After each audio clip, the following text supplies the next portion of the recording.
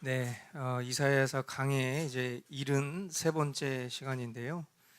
너희의 목소리를 저 높은 곳에 들리게 할 생각이 있다면 이라는 우리 제목의 말씀 가지고 하나님 말씀 나누도록 하겠습니다. 먼저 우리 1절 말씀 우리 한 목소리로 함께 봉독하도록 하겠습니다.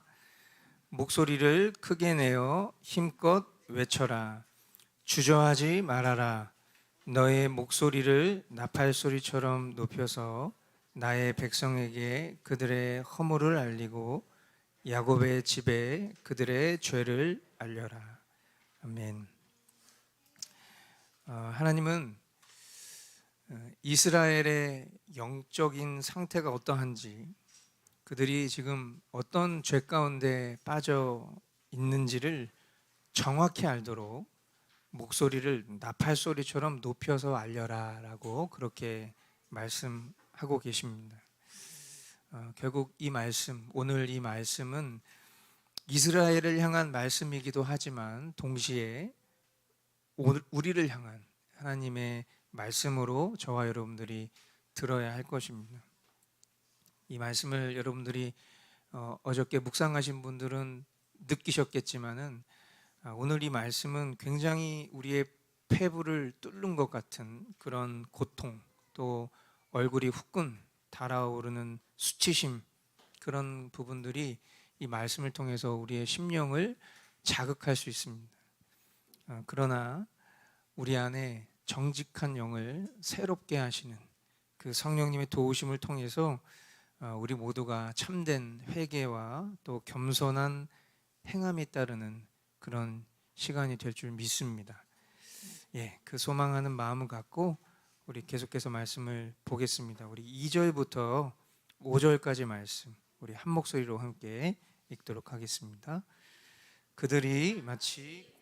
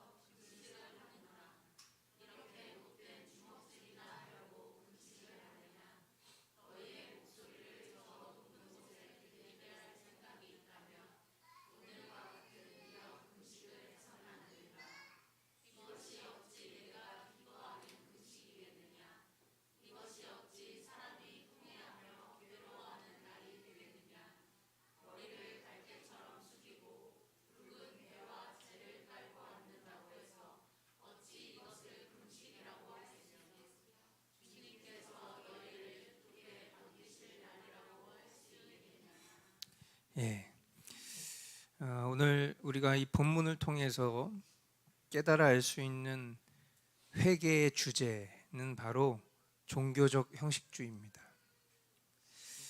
이스라엘은 날마다 하나님을 찾고 또 무엇이 공의로운 것인가 하나님에게 질문도 하고 또 하나님께 가까이 나아가기를 즐거워한다라고 그렇게 기록하고 있습니다. 그런데 말씀을 곰곰이 들여다보면은 즐거워하는 것이 아니라 스스로 즐거워한다고 착각하고 있다라고 하나님께서 그들의 심령을 평가하고 계신 거예요. 이들의 마음이 어떠하냐면, 이들이 얼마나 심각한 종교적 형식주의에 빠져 있냐면, 금식을 하는데 하나님이 인정하시지 않는다면서 자신들이 금식하는 그 고행에 대한 인정을 요구하는 것처럼 보이는 말도 하고 있는 지경이죠. 금식의 목적이 뭡니까? 금식을 하는 이유는 자신의 죄를 회개하고 하나님 앞에 영적 목소리를 높이는 간절한 행위여야 하는 거예요. 그런데 도대체 이들이 하는 금식이라는 것이 말 그대로 누구를 위한 것인지 알 수 없는 고행이고, 또 금식을 한다는 사람들이 여전히 향락은 추구하고 지체를 미워하고 못된 행실은 멈추지 않고 있으니 왜 그런 금식을 하느냐라고 하나님이 반문하고 계신 거예요. 오늘 본문이 이 주제인 종교적 형식주의의 대표격으로 금식이라는 소재를 사용하고 있지만 사실은 금식에 대한 얘기가 아닙니다. 실상 우리는 이 말씀을 통해서 금식에 대한 것을 생각해 볼 말씀이 아니라 우리가 하고 있는, 우리가 신앙하고 있는 그 행함이 과연 누구를 위한 것인가? 내가 오늘 하나님 앞에 이 시간 나와 예배하고 있는 이 모든 신앙의 행위가 결국 하나님을 위한 사랑의 행위가 아니라 종교적 형식으로 스스로 위안 삼는 그런 시간들은 아닌가, 우리가 깊이 돌아보아야 한다는 것이죠. 우리가 말씀을 볼 때에도 이 말씀을 보는 이유와 목적이 무엇인지, 또 말씀을 어떤 태도와 시간을 들여서 보고 있는지 돌아보아야 합니다. 내가 하고 있는 기도가 어떻게 하고 있는지, 또 무엇을 위해서 어떤 믿음을 가지고 기도하는지 돌아보아야 합니다. 예배하고 있는 지금 나는 하나님 앞에 어떤 중심으로 이 예배를 준비했는지, 어떤 마음으로 오늘 하나님 앞에 찬양을 올려드렸는지, 어떤 마음으로 이 시간 하나님의 말씀을 듣고 있는지, 내가 하는 헌금은, 내가 하는 헌상은 하나님 앞에 내 마음의 중심을 담고 있는지 깊이 돌아보아야 할 것이 단순하지만은 않아요. 사실 이 외에도 사람과 사람 사이에 오고 가는 말과 행동, 또 보이지 않는 곳에서 내가 하고 있는 지체에 대한 평가, 또 하나님의 말씀과 무관하지만 당연하다 여기고 있는 여러 가치들을 우리가 생각해 보면 이런 모습들 속에서 그럼 나는 어떠한가? 나는 그럴 자격이 있는가라는 질문 앞에 고개가 숙어져야 하는 것이 은혜 입은 죄인이 보여야 할 그런 당연한 모습이 아닐까 생각을 해보는 것이죠. 그런데도 이스라엘 백성들처럼 스스로 그렇게 하고 있다 착각하는 민망한 모습은 내게 있지는 않은가? 이 시간 성령님께서 우리의 심령을 보게 하시는 그런 조명이 있기를 바랍니다. 6절로 7절 본문 말씀 우리 같이 읽겠습니다. 내가 기뻐하는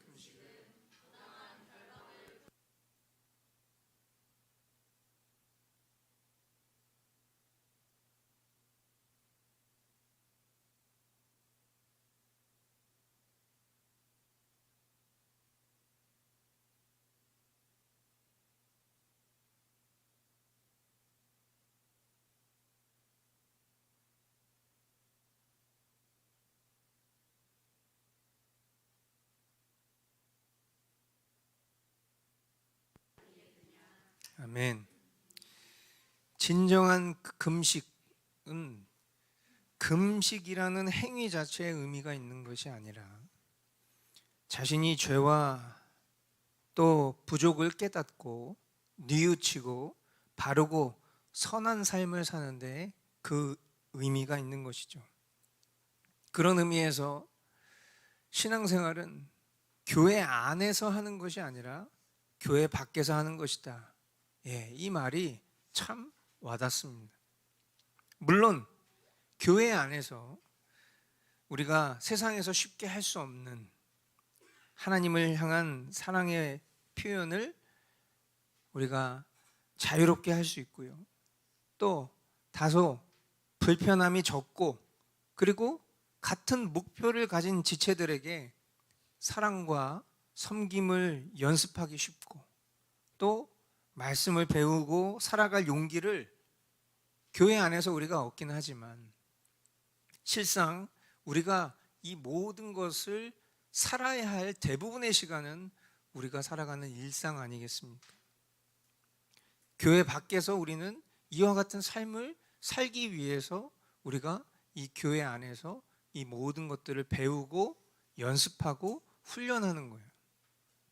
그런데 우리가 일상을 살아가는 삶 속에서 살아가는 삶과, 그리고 교회 안에서 살아가고 있는 신앙의 삶의 이 간극이 크면 클수록 우리는 느끼게 될 것입니다.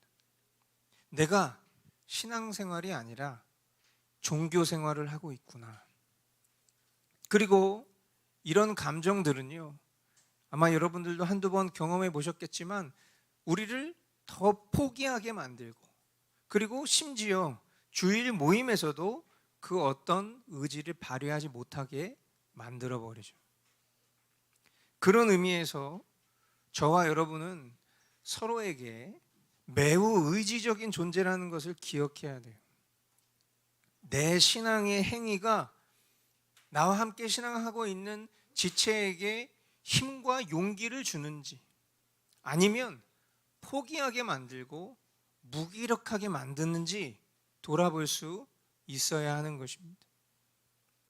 저는 지난 2주간 쉼을 갖는 동안에 참 많은 것을 돌아보게 되었습니다. 오늘 이 본문을 우리가 맞이하게 된 것은 제 개인적으로는 하나님이 마련하신 아주 특별한 조치라고 생각합니다. 제가 2주간 하나님이 주신 참 많은 그런 스스로를 돌아보게 하고 또 고민하게 하고 기도하게 된 영역이 결론적으로 종교적 형식주의였거든요. 제 개인의 신앙뿐만 아니라 우리의 삶을 들여다봤을 때 참 이런 모습들이 우리에게 너무나 타성에 젖어버린 그런 모습이지 않은가라는 생각을 갖고 있던 와중에 오늘 이 본문을 만난 거예요. 한번 생각해 봤습니다.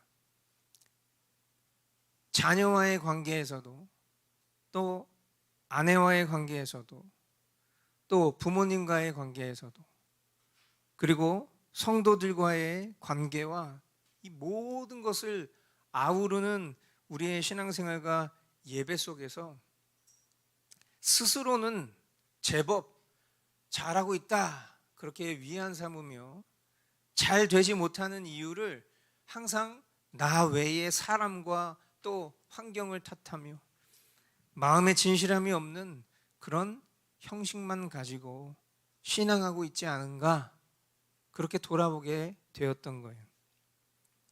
저는 심령의 부흥을 꿈꿉니다.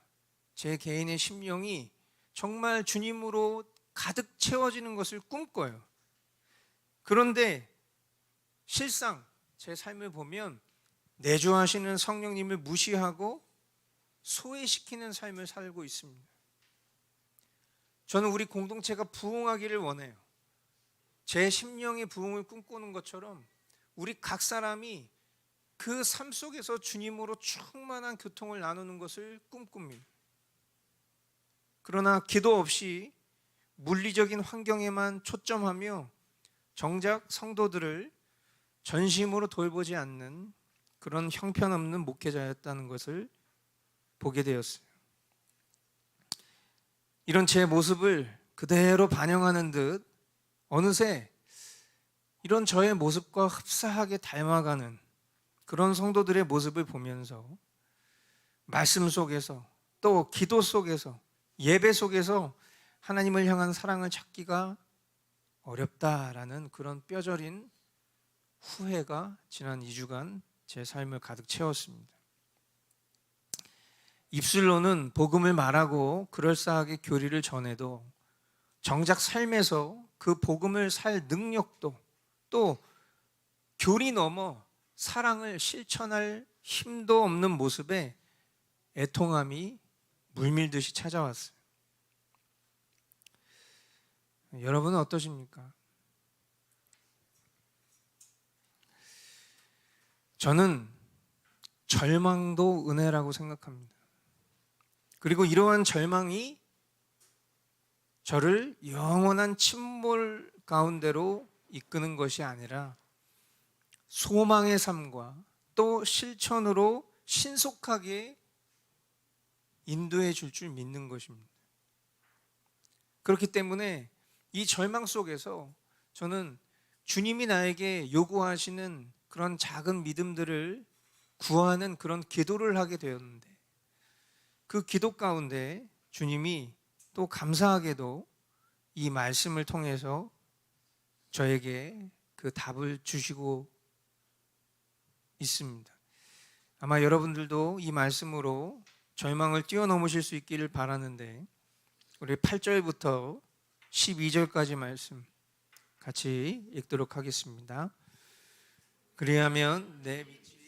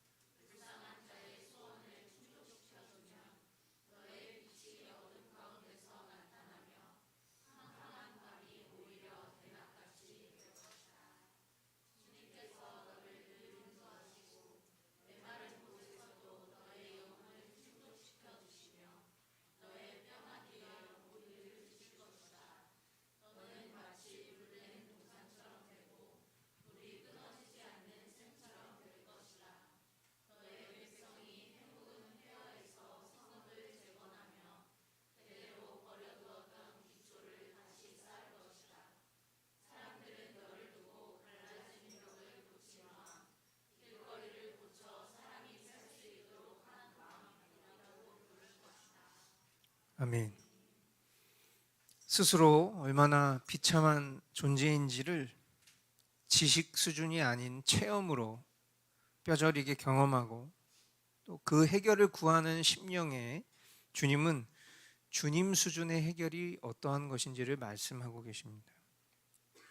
주님은 우리가 돌이켜 회개하고자 하는 그 마음도 주셨지만 그 마음에만 머물게 하지 않으시고 그 심령에 기쁨과 행복, 또 심신의 회복과 기도의 응답과 만족을 주시며 또 물낸 동산과도 같이 우리의 삶을 이끄시겠다라고 말씀합니다. 저는 이 말씀대로 제 심령이, 또 여러분의 심령이, 우리 교회가 그렇게 회복되기를 축복합니다. 그리고 고쳐져야 할 영역들을 굳이 사람의 입으로 말하지 않아도 저와 우리 심령에 정확하게 찔림을 주시고 알려주셨으니 이것을 우리가 어떻게 지켜 순종할지를 오늘 하루 깊이 묵상하며 실천할 그런 구체적인 방법을 찾길 소망합니다. 관상적인 그런 설교의 결론을 벗어나서 오늘만큼은 매우 실천적인 도전을 여러분에게 드리고자 합니다. 먼저 첫 번째는 머스트 라이프에 대한 진실한 회개이며 예배의 회복입니다. 여러분, 말씀과 기도를 하지 않는 것은 말하지 않겠습니다. 말씀과 기도를 하는 사람들에게 말씀드립니다. 말씀과 기도를 절대로 해치우기식으로 하면 우리 심령은 반드시 메마를 것입니다. 여러분 기억하십시오. 말씀을 보지 않는 건 죽은 것입니다. 그러니까 그 부분을 얘기하지 않는 거예요. 그런데 말씀과 기도를 누구보다 열심히 볼 수 있어요. 그런데 그 사람이 가지고 있는 기질상 책임과 의무를 다해야만 마음이 후련한 사람들도 있거든요. 내가 뭔가 말씀을 보지 않으면 찝찝해서 말씀을 빨리 보고 후딱 해치우려고 하는 마음을 가질 수 있단 말이에요. 왜냐하면 저도 그런 마음을 가진 경우들이 굉장히 많기 때문이에요. 그런데 만약 우리가 이 말씀과 기도를 전심을 하지 않잖아요. 그러면 우리의 심령은 반드시 메마를 수밖에 없어요. 형식적으로 했지만 그 속에 진실함이 없으면 그것은 절대로 성숙과 성장을 가져오지 못할 것입니다. 그것은 제가 지난 2주간 아주 뼈저리게 깨달은 바예요. 왜냐하면 지금 말씀드리는 이 내용은 제 이야기예요. 저는 말씀과 기도를 제가 목사이기 때문에 한다고 생각하지 않았어요. 저는 누구보다도 말씀과 기도를 사람들에게 주장하고 그리고 그것을 살아야만 살 수 있는 사람이라고 머스트 라이프라는 이름까지 붙여서 누구보다도 앞서 그 일을 했었던 사람이에요. 그런데 이게 딱 오늘 말씀 서두에 나온 스스로 자평하고 있는 모습이라는 걸 알게 됐어요. 제가 일상을 살면서 사실 시간이 적은 것도 아닌데 부족한 것도 아닌데 제가 말씀을 보는 것에 대해서 굉장히 형식적으로 말씀을 봤다라는 것을 아무것도 할 수 없는 지난 2주 동안 깨달았다는 거예요. 아무것도 할 수 없으니까 말씀 보는 시간에 더 집중할 수 있더라고요. 그러다 보니까요, 말씀을 보는 내내 제 심령에 쏟아지는 회개와 제 심령이 얼마나 메말랐다는지를 작은 물줄기 하나를 경험하는 것으로 해갈의 기쁨을 느낄 만큼 제 심령 가운데 주님이 깨닫게 해주셨어요. 그러니까 더 좋은 것, 더 확실한 것을 경험하니까 내가 이제껏 변변치 못한 것에 스스로 만족감을 느끼며 살았다는 것을 여실히 보게 하시는 거예요. 그래서 저는 지난 2주를 너무 감사함 속에서 보낸 부분도 있습니다. 왜냐하면 내가 말씀과 기도를 이렇게 진심으로 했더니 주님이 이 마음 가운데 너무나도 큰 회개와 또 동시에 큰 평안과 충만함을 허락해 주신다는 것을 경험하니까 너무 감사한 거예요.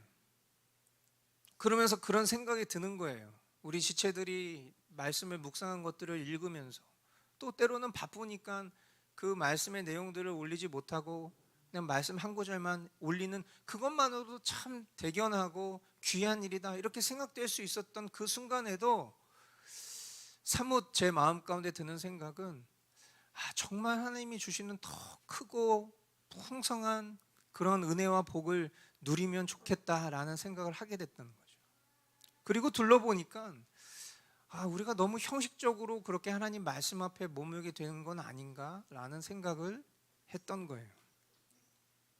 그런 의미에서 여러분에게 머스트 라이프에 대한 진실한 회개, 결국 우리가 참된 하나님의 말씀으로 돌이켜야 될 그 방법은 다른 것이 아닙니다. 아주 간단해요.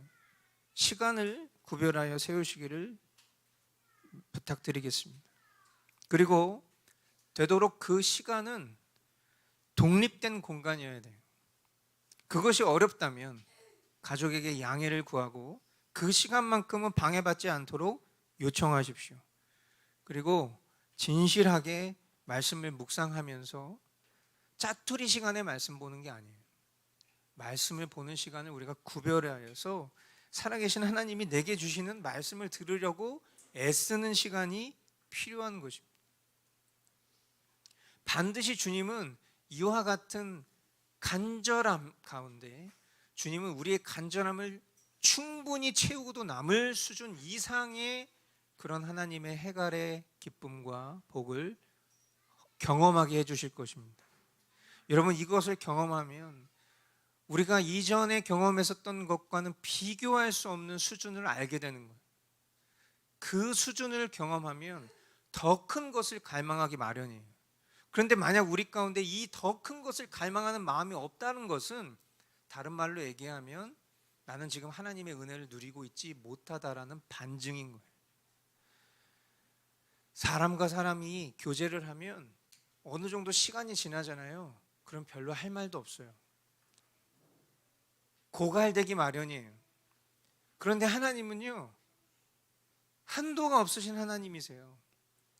그 하나님의 풍성함을 경험하면 더 큰 것을 원하기 마련이고 그것이 궁금하기 마련이잖아요. 우리가 어떤 드라마 한 편을 봐도 그 드라마가 결정적인 순간에 늘 끝나잖아요. 그럼 그 다음 편을 참지 못해서 우리는 어떻게 하죠? 옛날 같을 때는 일주일을 기다렸지만 이제는 그냥 그 프로그램을 들어가서 내가 보고 싶은 횟수만큼 다 볼 수 있단 말이에요. 그 내 궁금증이 해소될 때까지. 그게 언제예요? 최종화까지. 근데 하나님은 어떤 분입니까? 이런 것과는 비교할 수 없는 분이란 말이에요. 그러니까 내가 하나님을 알고 내가 그 하나님의 마음을 알면 그 속에서 더 넘치는 하나님을 더 갈망하는 마음이 생겨야 정상인 건데, 빨리 끝내야지. 나 지금 시간이 없어. 나 이거 빨리 올리고 가야 돼. 이런 마음을 갖고 우리가 말씀을 처음부터 봤기 때문에 그 속에 하나님의 그 풍성하심을 경험하기 어려웠던 거라고 생각해요. 그래서 내가 이것을 한 그 행위, 저 금식했잖아요. 그 행위에 만족하는 것은 아무 의미가 없다는 거예요. 하나님 그것을 받지 않으시는데 그 행위를 한 게 무슨 만족이 되겠냐 말이죠. 결국 그것은 썩을 육신의 만족일 뿐이라는 거예요. 그렇기 때문에 나는 진짜 내 상황과 환경이 주어질 때까지는 그냥 형식적인 말씀을 보지 않겠어. 이런 마음을 갖는 것도 어리석은 마음이죠. 오늘 내가 하나님 앞에 전심의 시간을 내어드리는 것이 부족하고 또 전심의 시간을 구별하는 것이 헛헛하다면 그것이 어찌 참된 믿음이겠냐 말이에요. 그때는 우리가 위기를 느껴야 되는 거예요. 내 믿음과 내 신앙을 깊이 돌아보고 오늘 지금 나누고 있는 이 얘기처럼 그냥 오롯이 따르고 순종해 보세요. 주님이 정말로 큰 은혜를 부어주실 것입니다. 그리고 두 번째는 기도에 집중하시기 바랍니다. 아침에 눈을 떠서 핸드폰을 절대 먼저 보지 마십시오. 잠깐이라도 감사의 기도를 올려드리길 원해요. 제 침대 옆에가 창문이에요. 침대에 앉으면 걸터 앉아서 바깥을 볼 수 있어요. 언젠가부터 아침에 일어나서 또 자기 전에 거기 걸터 앉아서 먼 산을 바라봅니다. 주님은 산 같아서 이 찬양의 가사가 생각이 나면서 주는 나의 도움이시며 주는 나의 정말 전부가 되시는 분이시다라는 그 고백 가운데 하루를 시작하고 하루를 닫는 그런 습관들을 갖기 시작했어요. 몸이 아프니까 할 수 있는 게 없잖아요. 그러니까 그 시간이 조금 더 길어지는 거예요. 그러면서 이전에 하지 못했던 기도들 주님 앞에 아뢰게 되고, 물론 저희 집 와보신 분들은 알겠지만은 저희는 그냥 복층 원룸이라서 뭔가 구별된 공간이 있지도 않으니 뭔가 막 갑자기 무릎 꿇고 기도하는 그런 모습을 아내와 자식들에게 보여주는 것도 어색함이고, 또 그런 시간을 뭔가 따로 구별하는 일들이 빈집에 혼자 있는 시간 외에는 그렇게 자연스러운 일들은 아니지만은, 근데 그렇게 조금이라도 그런 마음을 가져보는 거예요. 근데 제일 중요한 게 우리는 이미 이 스마트폰을 떨어뜨려서 살 수 없는 그런 환경에 살고 있다 보니까 밤에 자기 전까지 또 아침에 눈을 떠서 제일 먼저 우리가 보게 되는 것은 결국 스마트폰이에요. 그러면 이미 하나님이 나에게 생명과 호흡을 주신 것을 감사할 겨를도 없이 우리는 굉장히 많은 시간을 허송세월로 보내다가 분주한 마음으로 또 다른 일정과 일과를 추구하게 되어 있는 거죠. 잠깐이라도 아침에 눈을 뜨면 핸드폰을 먼저 보지 마시고 감사의 기도를 올려드리기를 원합니다. 그리고 여러분이 살아가는 일상 가운데에서 순간순간 찾아오는 공백이 있을 거란 말이에요. 우리가 대부분 그 공백 시간에 뭘 하죠? 핸드폰을 봐요. 그런데 순간순간 찾아오는 공백 시간에 의식적으로라도 우리 주님을 찾고 부르시길 원합니다. 호흡과도 같은 기도에 만족하지 마시고 더 나아가 별도의 시간을 마련해서 꼭 기도하시기를 원해요.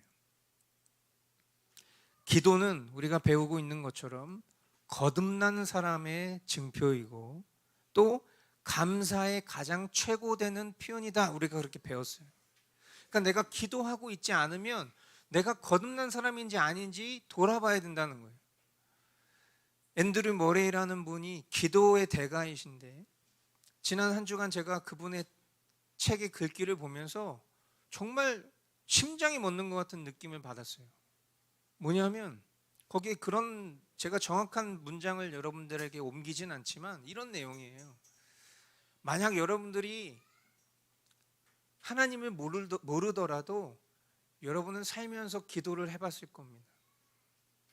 여러분이 하나님을 알게 되고 막 소개를 받으신 분이라면 이제 누군가의 도움을 통해서 스스로 1분 정도는 기도문을 읽으실 수 있을 것입니다. 여러분이 제법 신앙이 성숙한 사람들이라면 여러분은 식사 때와 또 때로는 한 10분 정도의 기도를 할 수 있는 사람일 것입니다.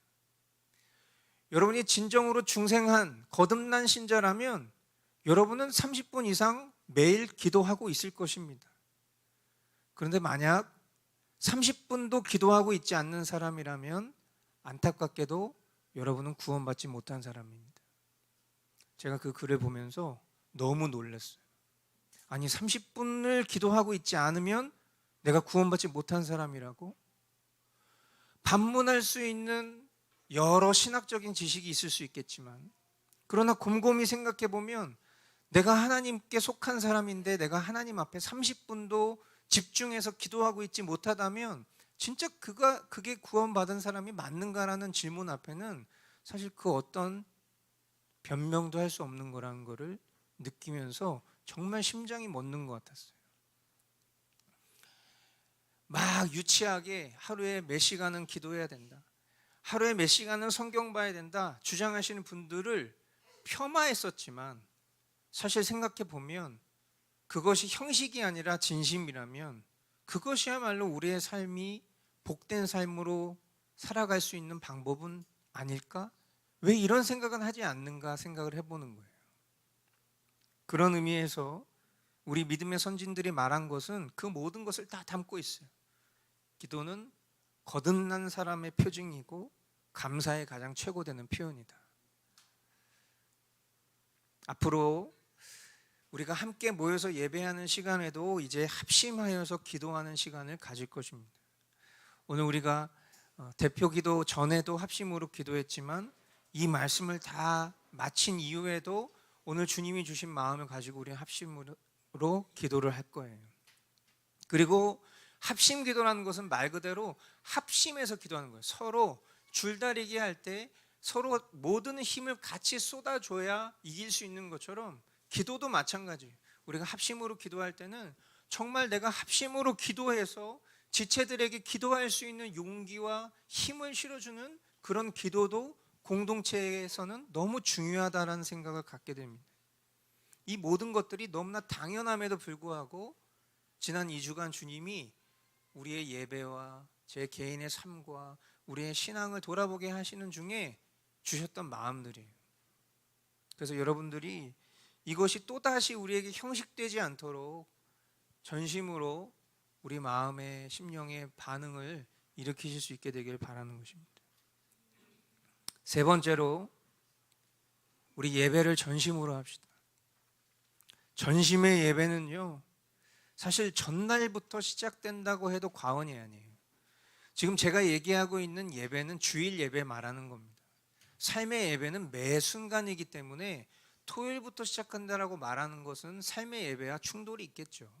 그런데 지금 제가 말씀드리는 건 주일 우리가 하고 있는 이 예배를 말씀드리는 것입니다. 이 예배의 시작을 저는 토요일부터라고 생각해요. 평소대로 늦게 일하고 늦게 자면 주일 아침은 피곤합니다. 피곤하면 사람이 어떻게 되죠? 불평과 불만을 갖는 거예요. 아니 왜 우리 교회는 11시 예배밖에 없어? 아니 왜 우리 교회는 왜 경기도 수원에 있어? 왜 우리 교회는 2시 예배는 없는 거야? 내가 선택해서 갈 수 있는 예배 시간에 나는 그냥 예배 드리고 싶어. 이런 불평이 나오는 거예요. 평상시에는 하지도 않았던 불평 말이죠.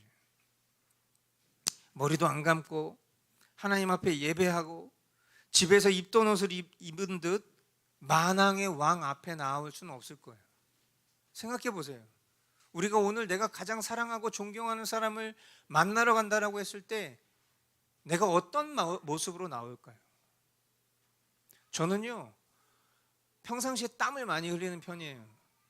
그러니까 땀에 옷이 젖으면 그러면 그 옷을 입고 제가 가장 중요한 만남 가운데 나아가는 게 싫으니까 저는 옷을 대충 입고 나가서 제가 갈아입어야 될 옷을 따로 챙겨서 옷을 갈아입고 사람을 만나기도 하는 편이에요. 근데 하나님 앞에 나올 때 내가 어떤 마음으로 나올까? 얼마 전에 저희 가족 안에서 뭐 이런저런 훈계를 하는 시간들이 있었어요. 그런데 제가 뭐 지금 너무나 잘하고 있지만 더 잘하고 싶어 하는 그런 마음으로 자녀들에게 몇 가지 훈계를 했습니다. 근데 그 훈계가 다름이 아니에요. 내가 누군가 정말 소중한 사람을 만나러 갈 때의 내 마음의 준비와 실행, 그리고 하나님 앞에 나아가는 그 준비와 실행이 과연 어떠한지를 스스로 돌아보라는 거예요.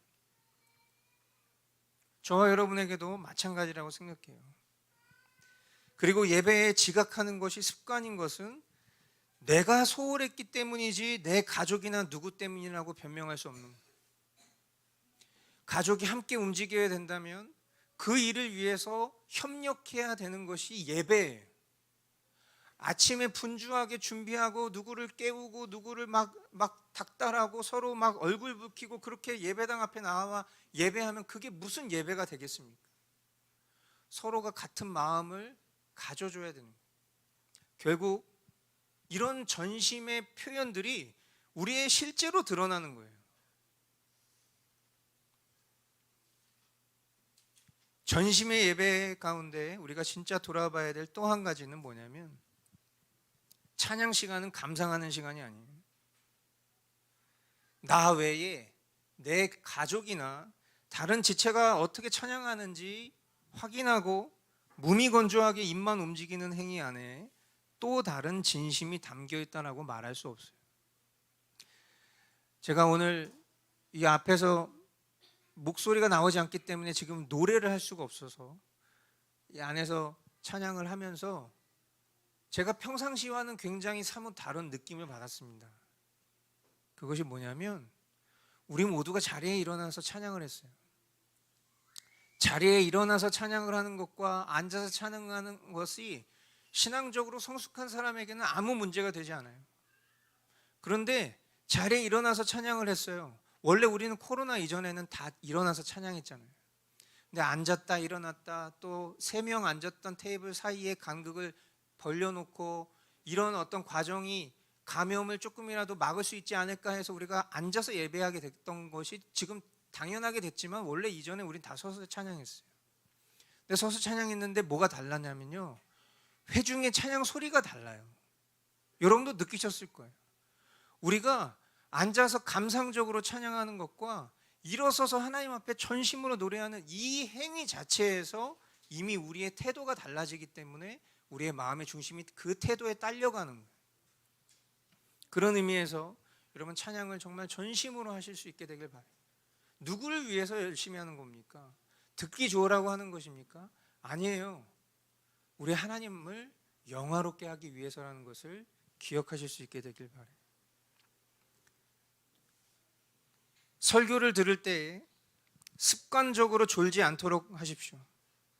졸음은 결국 내 마음의 태도와 직결되는 겁니다. 졸리면 졸지 않도록 할 수 있는 여러 조치를 다른 지체들의 관심을 끌리지 않는 선에서 노력하는 것도 예배라고 생각해요. 그래서 여러분들이 정말 이 그런 경우들이 있어요. 말씀만 들으면 자꾸 졸린 사람. 옛날에 어떤 목사님은 그건 뭐 사탄이 막 이렇게 주는 마음이다 뭐 이렇게 얘기하시는 분들도 있는데 그렇게까지 말하고 싶지는 않아요. 구원받지 못한 사람이다 막 이런 얘기도 들어본 적도 있어요. 그런데 졸린 건 당연하다고 생각해요. 사람이 습관이래요, 졸리는 건. 그래서 졸립지 않도록 할 수 있는 내 나름의 다양한 조치를 하면서 그 말씀에 귀 기울이려고 하는 그 마음의 중심을 하나님이 예배로 받으실 거라는 것을 여러분들이 기억하시고 힘쓰시길 바라는 거예요. 그리고 예배 중에는 화장실에 가지 않습니다. 화장실을 가는 것도 습관이에요. 예배가 우리에게 하나님 앞에 나아가는 최고의 순간이라는 것을 구별하지 않잖아요. 여러분, 우리가 소중한 사람과의 만남 가운데에 내가 그냥 용변을 보고 싶으면 아무 때나 그냥 벌떡벌떡 일어나서 화장실 갑니까? 절대 안 그런다니까요. 그러니까 내가 하나님 앞에 지금 서 있습니다. 내가 지금 하나님 앞에 예배하고 있습니다. 내가 지금 하나님의 말씀을 듣고 있습니다. 내가 하나님께 기도하고 있습니다. 우리가 지금 예배하고 있는 그 대상이 하나님이라는 것을 우리가 정말 그것을 생동감 있게 신앙하고 있다면 우리는 이 시간에 하나님 내 생리활동을 참을 수 있어야 돼요. 그리고 예배 전에 볼일을 보고 내가 볼일을 보지 않아도 미리 볼일을 보는 습관을 갖고 예배 시간에는 절대로 움직이지 않겠다라는 그런 의식을 갖고 있지 않잖아요. 그러면 그냥 아무렇지도 않게 움직이는 거예요. 그런 마음과 태도들이 점점 쌓이잖아요. 그러면 우리는 하나님 앞에 마치 경외함 없는 친근감만 갖는 사람이 되는 거예요.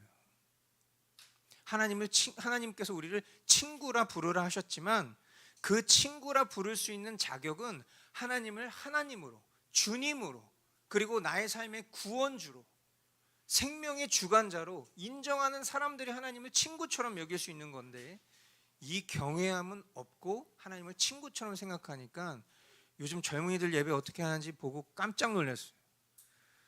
다 커피 한 잔씩 커피 먹으면서 예배드려요. 저는 이거 진짜 우리가 너무 시대적으로 많이 달라졌다고 생각해요. 커피 먹으면서 케이크 먹으면서 과자 먹으면서 예배드리더라고. 그렇게 해도 된다라고 가르치고 말이에요. 물론 우리가 2부 교리 예배 때는 사실 우리가 교리 예배라기보다는 우리가 그 시간에 교리를 해설하고 나누는 그런 티칭과 스터디 시간이기 때문에 커피를 마시거나 뭘 이렇게 먹으면서 하는 것을 용납하지만 그래도 공적인 예배에서 그렇게 하는 건 정말 아닌 것 같아요. 우리가 하나님 앞에 예배하고 있다는 것을 기억해야 할 줄 믿습니다. 그리고 구별된 헌상을 하길 원해요. 가끔 사람이 까먹어서 헌금 못할 수도 있다. 그렇게 이해할 수 있어요. 그런데 우리가 결국 구별된 헌상이라는 게 뭡니까? 주일 전에 공지와 또 주보에도 표기된 이 일을 까먹는다는 것은 실상 하나님을 소홀하게 여기는 그런 모습이라고 생각해요. 적은 물질이라도 우리 마음을 담을 수 있는 분별을 하는 거예요. 언제? 토요일 날. 미리 준비하는 거예요. 미리. 그리고 이 안에 정말 내 마음의 중심을 담아서 하나님 앞에 기도도 하고 저는 그런 교육도 필요하다고 생각해요. 어린 아이들에게만 그런 교육이 필요한 게 아니라 예전에는 어린 아이들한테 그렇게 가르쳤잖아요. 교회 가기 전날 미리 깨끗하게 새 지폐에 봉투에 담아서 너 감사의 기도를 드려라. 그리고 그 기도를 담은 그 봉투를 헌금 시간에 정성스럽게 드려라. 그렇게 우리가 가르쳤단 말이에요. 근데 오늘날은 그냥 QR코드 찍고 오늘날은 그냥 계좌 이체하면 되는 시대다 보니까요. 까먹는 거예요. 그러니까 계속해서 하나님 앞에 우리의 중심과 자원하여 기뻐하는 구별된 헌상을 하자라고 이야기를 해도 그건 역시 형식이 되니까 어느 순간 내가 하나님 앞에 내가 어떤 마음으로 헌금하는지 내가 진짜 내 마음의 중심과 나의 전부를 이 적은 예물에 담아서 내어드리는 그 시간을 생명력 있게 갖고 있는지를 계속 돌아보게 되는 거예요. 제 주변에 목회하는 여러 목사님들이나 또 다른 교회에서 신앙생활 하시는 분들이 저희 교회 주보 보고 깜짝 놀래요. 아니 머스트 교회 교우들은 어쩜 그렇게 헌금 생활들을 잘하세요? 성도가 100명이 넘어도 한 달에 100만 원도 안 들어오는 교회도 있는데 어떻게 막 그런 얘기를 하면 전 민망해요.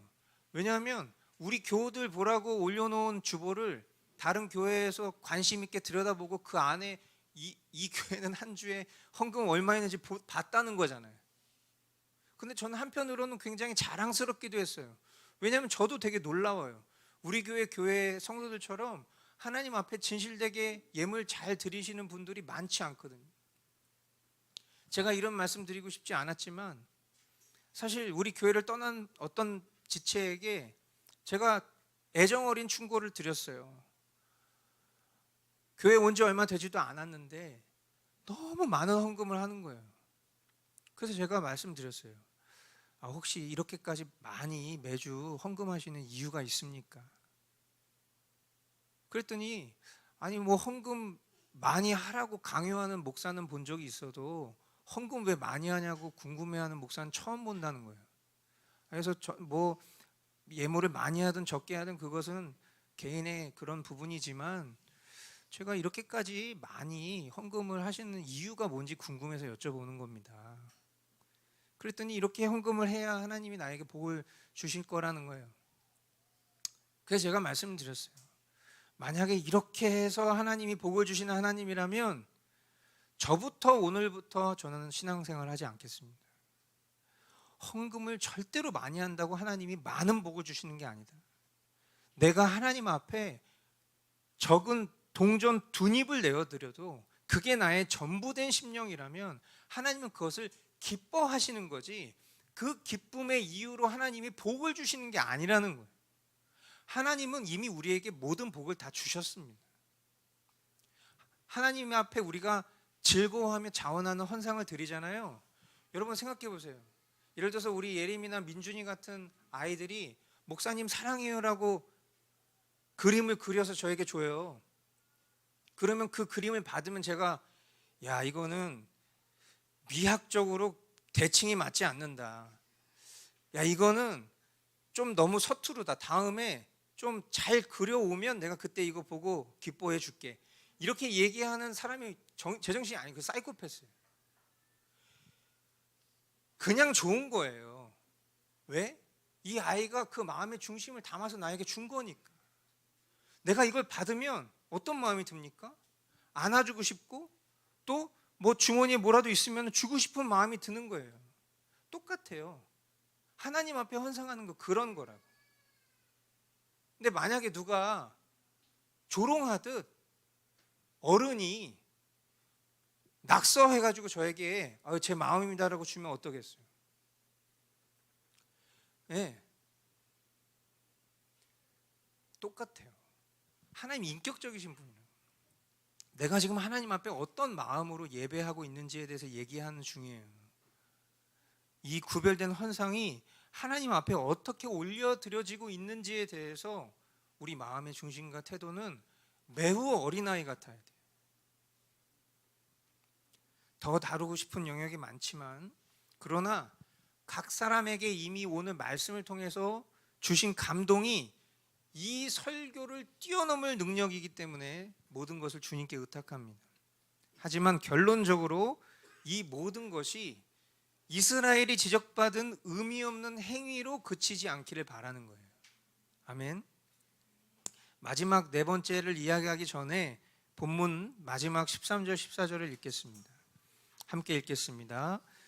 유다야 내가 안식일에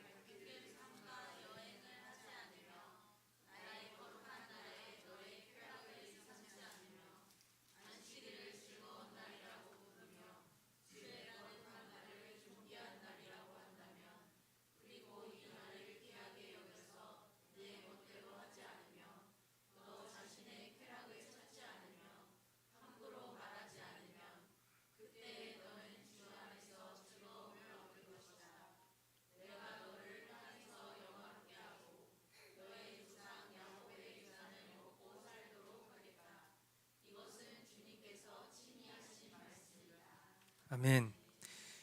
네, 네 번째 마지막입니다. 주의를 거룩하게 지켜야 돼요.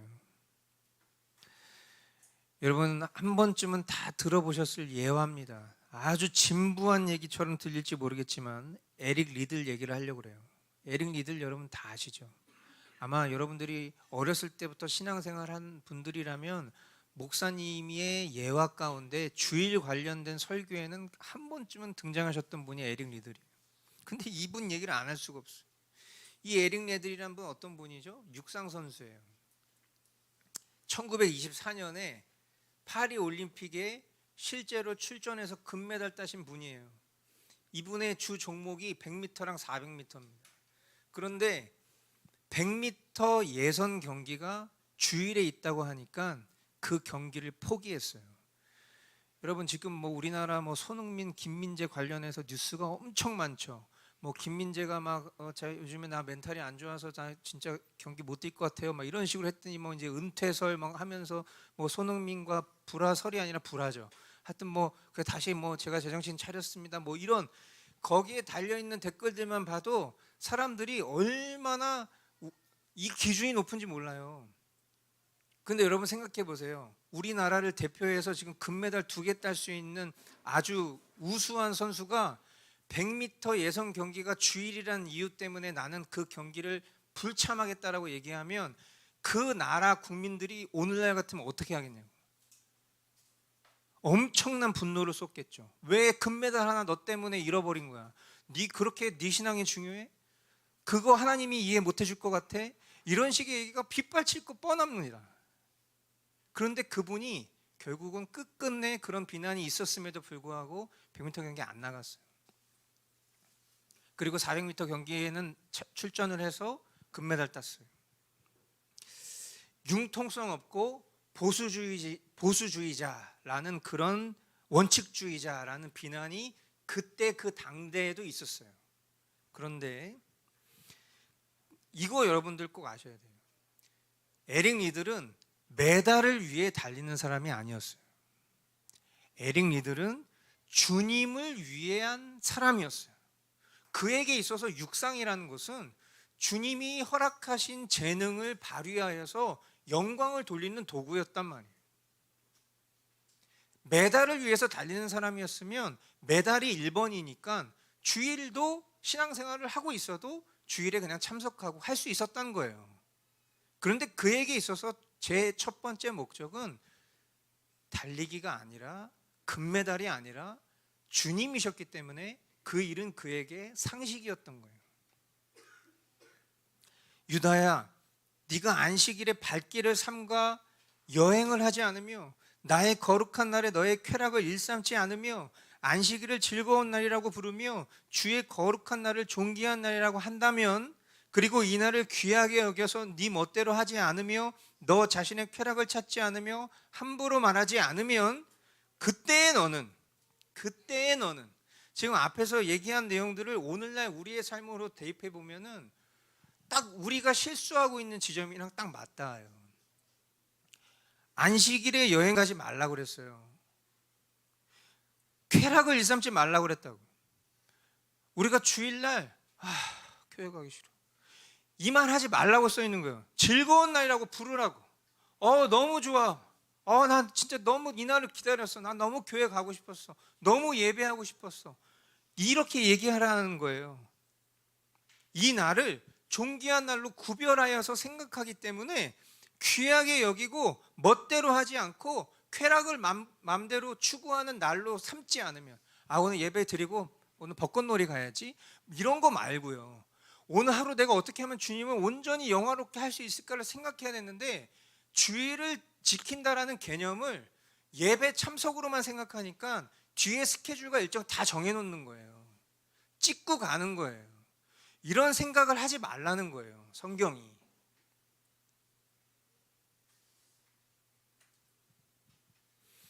만약에 이렇게 우리가 살잖아요.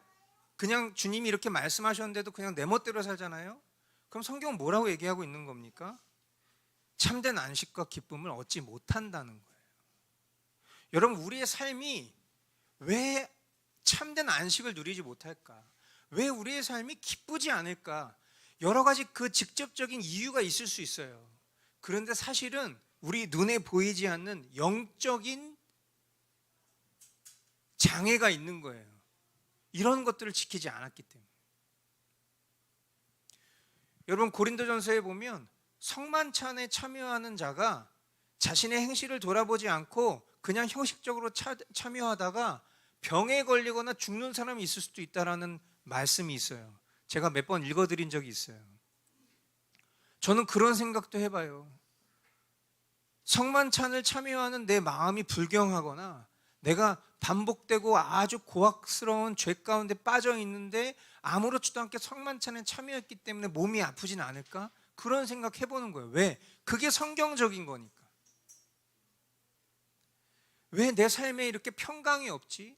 왜 내 삶에 이렇게 기쁨이 넘치지 않지? 주의를 즐겁게 여기지 않았기 때문에 일 수 있다는 거예요. 하나님의 말씀대로 살지 않았다는 것은 추상적인 표현이지만 이런 구체적인 말들, 이런 말들을 통해서 내가 과연 이 주의를 어떤 태도로 여기고 있는지. 여러분, 비껴가려면 비껴갈 수 있습니다. 하지만 우리가 바라고 소망하는 심령의 부흥과 성장의 열매는 보지 못할 거예요. 여러분, 이런 말씀들을 우리가 지키지 못한다고 해서 구원이 취소됩니다. 여러분, 하나님 사람이 아닙니다. 여러분, 지옥 갑니다. 이렇게 말하는 것 성경적이지 않아요. 우리가 성경을 보다 보면 정말 놀라운 걸 발견하잖아요. 이스라엘 백성은 이스라엘 백성이기 때문에 이스라엘 백성은 구원받는 거예요. 왜? 하나님이 이스라엘 백성을 하나님 백성으로 정한 거니까. 그들이 대대손손 저주를 받을, 벌을 받을 처지에 놓여 있어도 그들이 영원한 생명을 얻는 것은 지장이 없어요.